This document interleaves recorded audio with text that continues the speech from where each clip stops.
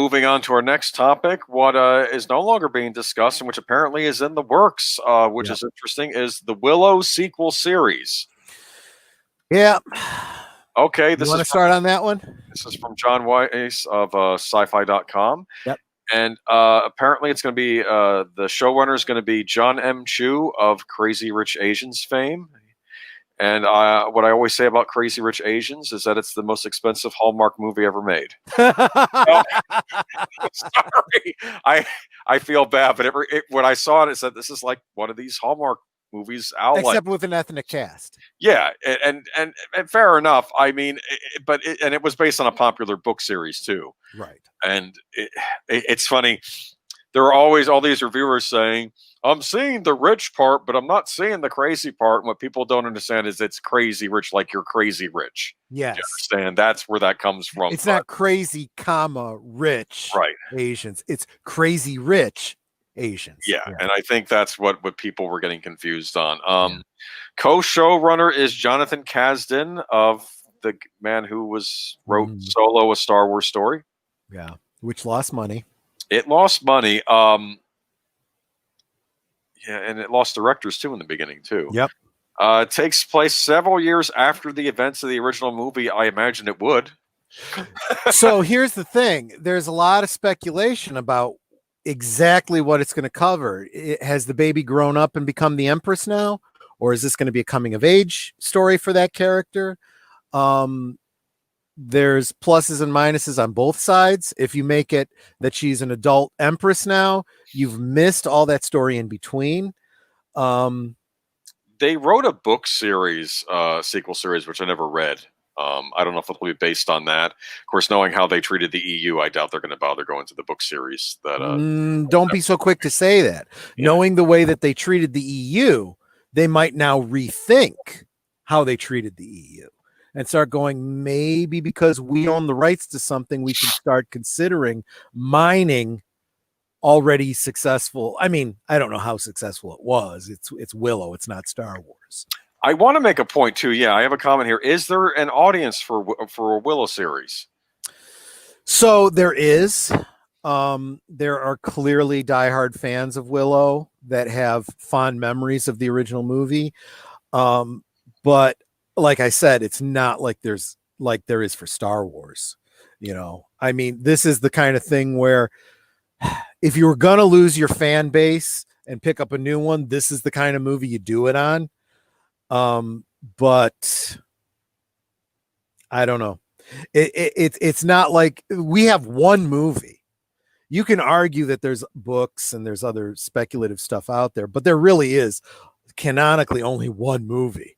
As long as you're faithful to that and do a sequel to it, it's kind of hard to screw that up. Yeah. Now, the obvious joke is it's Disney. If there's a way to screw it up, they'll find a way. Well, but you know, Kathleen Kennedy is involved, so I'm not going to exactly. If Kathleen Kennedy wasn't involved, I would be fine. But I am worried that she'll be involved, and it's just going to be and Laura Dannon, because I know that in the book sequel series, Laura Dannon, I think, grows up to be a spoiled brat. Yeah. And I think her whole own character is flawed and has to go through some growth. I never read them though. Here's the other thing. A very different situation. If they're going to do a deconstruction of Willow the way they did with Star Wars, it's very difficult to do because first off, who was your hero in Willow? It wasn't really Willow. You know, it was Val Kilmer's character, Mad Mortigan. And there's no reason to believe he's even going to be involved in this. He could be, you know, old and dead by now in this story, you know? So if it's going to be focused on Willow and the baby, you know, on the girl, and they're going to focus on the girl, I don't think anyone's really going to have a problem with that. I don't think anyone's going to have a problem with her taking the hero role over Willow. But if you marginalize Willow too much, not only are you going to upset fans who loved Willow, there's a diversity issue there. Shall we put it that way? Right. You know, I mean, you can't, Warwick Davis wants to come back. I mean, I don't think it's going to be an issue, right? No, not at all. Yeah. Not at all. Yeah, I mean, but again, he's probably not going to be front and center of it. He's more like as he was in the first movie. It's kind of told from his point of view, but it's not all about him. You know, he's more of the R2D2 C3PO character than he is the Luke Skywalker character. You know. Yeah, but he was the title was after him. They didn't name. Well, of course, they didn't name Star Wars Luke either, did they? So no, exactly. Exactly. I remember when Willow came out. I really enjoyed it. I considered it a big Hollywood blockbuster, but there was always a contingent of people that didn't like Willow. People were either split on it. They either loved it or hated it. I was one of the ones that enjoyed it, went to see it. It was George Lucas. I was all happy about it, but at the same time, I was like, why aren't you working on another Star Wars movie? You know. I didn't care about it. I figured this would be the new Star Wars. I thought we would get like a trilogy of these next. Would have been nice, and it just didn't do well enough to do that. But then again, he also went and turned around and started working on Howard the Duck, and that definitely was a waste of time for him. That was one that we could have gotten a Willow sequel. We could have gotten another Star Wars movie. We could have gotten American Graffiti 2, for crying out loud. Were people crying for American Graffiti 2, though? No, I'm just saying anything would have been better than Howard the Duck. The only thing that was good about Howard the Duck was Leah Thompson. That was the only thing that made that movie worthwhile. I have made the argument that the first half of Howard the Duck is fine. As far as I'm concerned, it's if you look at it as an 80s comedy. Yeah. And then it gets stupid. Yeah. It gets stupid when the overlords show up. That's my own opinion of it. I think I'll tell you, all the things that I liked about the movie, as an adult, looking back on the making of the movie, scare the crap out of me. All the things where I look at her rolling around in the bed with Howard the Duck, which I thought was great as a preteen teenager. When I realized that duck was played by a child, as an adult, that freaks me the heck out. I didn't realize it was a child playing Howard the Duck. It was, the kids that played Howard the Duck were traumatized by that movie. Oh, this is disturbing me. It's very disturbing. You need to do.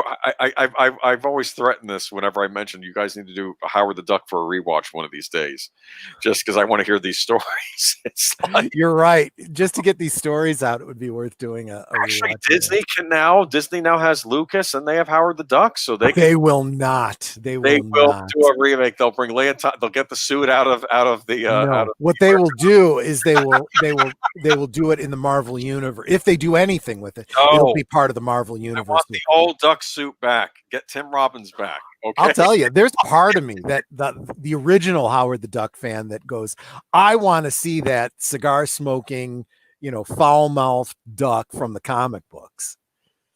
But that's not going to happen under Disney. People didn't understand when they thought it was going to be made. They thought, let's get George. They should have gotten George Burns to voice him. Think about it. Oh gosh, yeah. That's okay. I don't know. Howard the Duck. We went from Willow to Howard the Duck because we're talking about the Lucas before he started. But I always liked Willow. It did have a decent arcade game and it had a pretty good NES game too, as I remember. And they had those toys that were the weird toys that were fixed to platforms. Remember those? Yeah, yeah. They said that was horrible planning, considering the era of toys back then. That was the kind of thing where if you were going to do toys for that, you needed to go to Kenner and have them do the action figures. And they needed to make them compatible with Star Wars. They should have. That would have been the way to go about it. I don't know what they were thinking, but that was really poor planning.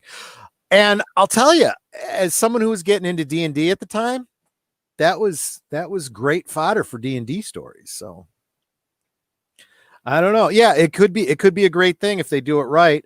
But at the same time, I kind of predict it's probably going to go about as well as the Dark Crystal series. Yeah, that kind of was a flash in the pan. And I know they keep talking about doing a Labyrinth series too. So it's like all these 80s. Oh God. Yeah, that's not gonna fly. But I don't know. We'll see.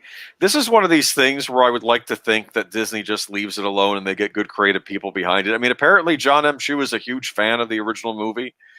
That doesn't always mean everything. Apparently, we had people that were supposedly fans of Star Wars. Yeah, that's my problem. There's a lot of people that come out and say they're huge fans, and they're absolutely not. They don't give a flying F. They just, I am going to say it because they are trying to get the fans on board.